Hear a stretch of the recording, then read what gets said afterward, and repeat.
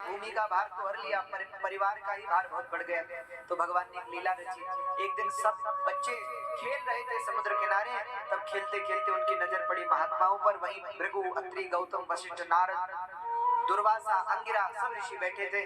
तो बच्चे पहुंच गए खेल की परीक्षा ले। तो परीक्षा कैसे ले?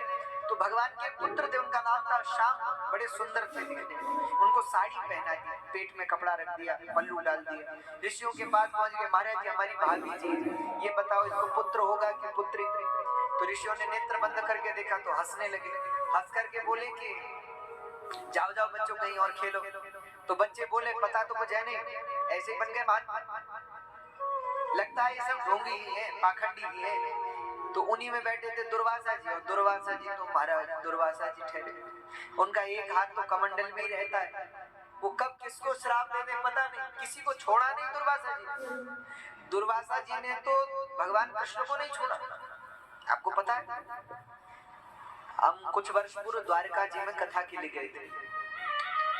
अब यहाँ तो हम देख रहे हैं रोज बढ़िया माला भगवान के लिए आती है, हाँ, सुंदर ताजी माला भागवत जी पे चढ़े, भगवान पे चढ़े, हाँ।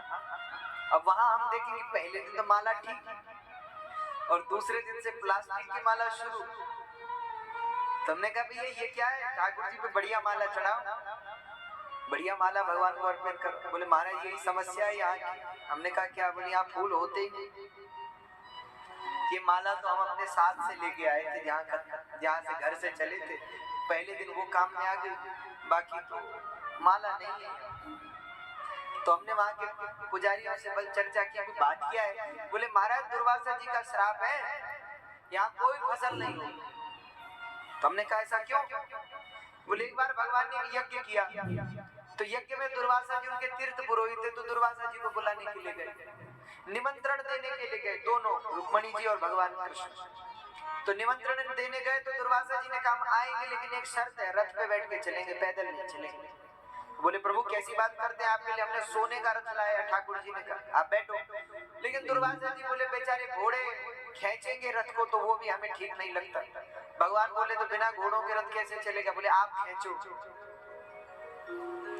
अच्छा हमारे ठाकुर जी तो भक्त वत्सल है, ठीक है।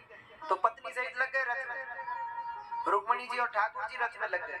दुर्वासा जी रथ में बैठ गए, रथ खींचे, और ठाकुर जी तो खींचे खींचे चले। कुछ आगे चले तो रुक्मणी जी को थकान लगने लगी, तो प्यास लगी। तो ठाकुर जी से कहा प्रभु ये अच्छे महात्मा लाए आप कि हमें ही रथ खींचने को जोत दिया इन्होंने। तो अब आप बताओ, हम तो घोड़ों की तरह लगे हुए हैं, लेकिन प्यास लगी है, अब करें क्या? ठाकुर जी ने कहा भी करते हैं। तो गंगा जी को स्मरण किया, तो गंगा जी प्रकट हो गई। तो रुक्मणी जी से कहा पियो, तो रुक्मणी जी ने जलपान किया, फिर ठाकुर जी ने पिया। अब ये दृश्य देख लिया दुर्वासा जी ने। तो दुर्वासा जी बोले अरे अतिथि से पहले खुद पानी पी रहे हो, हमें पानी नहीं पिलाया, खुद पहले पी गए, जाओ हम श्राप देते, द्वारका में जल नहीं होगा, पीने लायक जल नहीं, द्वारका में कोई फसल नहीं होगी। और उसी का श्राप है, द्वारका जी में जल नहीं है, नमकीन खारा जल, भूमि के अंदर से भी खारा जल निकलता है। तो पीने की व्यवस्था क्या है?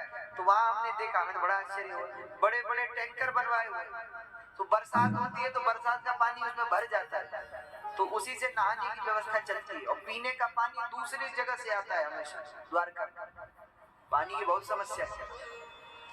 तो महाराज बड़े रुष्ट हुए, और रुक्मणी जी पे भी नाराज हुए, बताओ पहले खुद पानी पिया, जाओ भगवान से 12 वर्ष का वियोग होगा।